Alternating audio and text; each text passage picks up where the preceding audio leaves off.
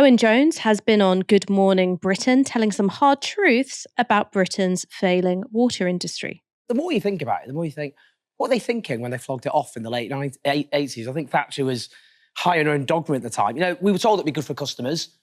Bills have gone up in real terms by 40% since they were flogged off. We were told it'd be good for efficiency, but actually all they did is rack up a massive debt pile. That's the problem. £52 billion worth of debt the whole industry have got together. What have they done with that money? Paid it off in dividends, over £70 billion worth. And of course, because they're interested in dividends, they're not interested in things like fixing the pipes, which is why we end up with huge amounts of sewage in the water. England's the only country on earth that flogged off, privatised the entire industry.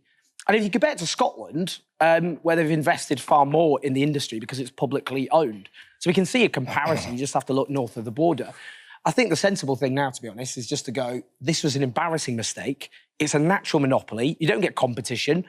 We can't have an industry run by fat cats, you know, on average earning £1.7 million a year. Let's just accept it's failed. Thames Water's the first to go. The others are looking pretty dubious. Take the whole thing, bring it on the question of Scottish Water, which is, as you say, isn't privately owned. They still have a serious amount of debt, don't they? They've got billions of pounds worth of debt. And also, the pipes in Scotland leak 9% more water on average. 10.5% litres of water per miles of pipes were lost in Scotland every minute, as opposed to 9.7 in England and Wales. So there's still issues. There's still issues north of the border. So, yeah, I mean... Bills are higher. I mean, it's very expansive, Scotland, that's part of the problem. But they've invested 35% more than the English have.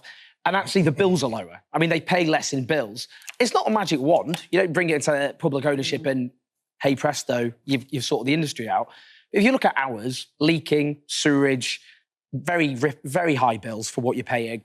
And, you know, the idea of competition, because that was the idea, you'll have competition. Are people shopping around, competing? No. I mean, what do you think? I'm interested in you as a Tory. You're presenting this programme as well. I'm just generally interested, sorry.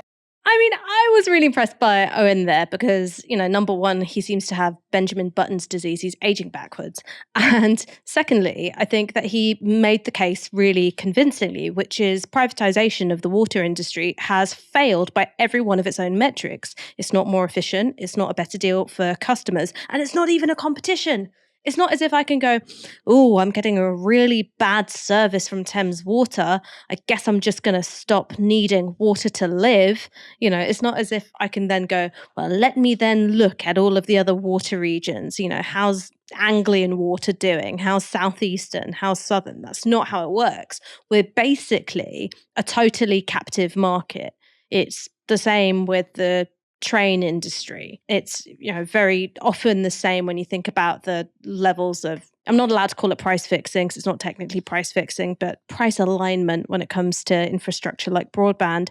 There's not meaningful competition. As a consumer, you don't have meaningful choice. And that means that we can be gouged for every penny that we're worth. Owen was on the show with Quentin Letts. He's a Times journalist who used to work for The Telegraph and The Mail. So, pretty right-wing. Let's see what he makes of the Thames water row.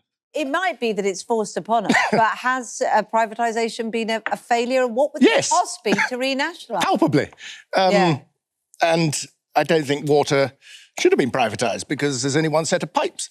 And it's therefore a bit ridiculous to try to introduce competition on that. But not only have you had bungling capitalism on this, you've also had pretty pathetic regulation. And funnily enough, well, not funny, but I mean, regrettably, the people who really were responsible for this were the previous owners, who were outrageous Australian company who just milked the water company, if you can milk a water company, terribly. And the people who are now going to take a bath, there's another water analogy for you, are the current owners who are going to lose most of their money.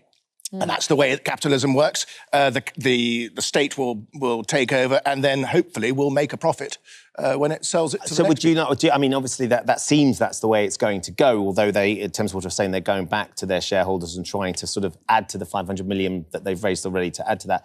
Would you like to see Thames Water get renationalised? I couldn't really care less who owns the water. It's just as long as when you turn on the tap, something reasonably clean comes out. I think that's all anyone wants. I think that's so revealing about where the Conservative right are at the moment. So Quentin Letts joins Owen Jones. I mean, what a coalition that is, in a pretty excoriating account of what's gone on with the water companies. They shouldn't have been privatised. They've been assets stripped. And, water is a natural monopoly anyway, so it shouldn't have been privatised. And then it goes, oh, well, I don't really care who owns the water. I don't really care who owns the water, just as long as something good comes out. What a funny retreat from the logical conclusions of his own argument. But Sean, is Quentin Letts right that it doesn't matter who owns the water company so long as something clear and clean comes out of the taps? No, it's not. But I just wanted to say as well, I agree with you about Owen, especially as I saw on Instagram that Owen was at the club just before that GMB appearance. So yet again, Owen's energy levels never fail to amaze me. Why does it matter? Well, I think it matters on principle too, about the fact that, Owen mentioned there that the dividends paid of over 70 billion since privatization of the water. That means that there are individuals who are significantly enriching themselves over, access to control of this resource water that we all need. It's not even, good full privatization when it's something like water, because if anything goes wrong, ultimately it does have to be fixed because we all rely on it. And it means that not only do they enrich themselves, they're also able to make us pay, one, to get the government to assist them, and two, to get us, the consumer, to pay for their mistakes and their mismanagement.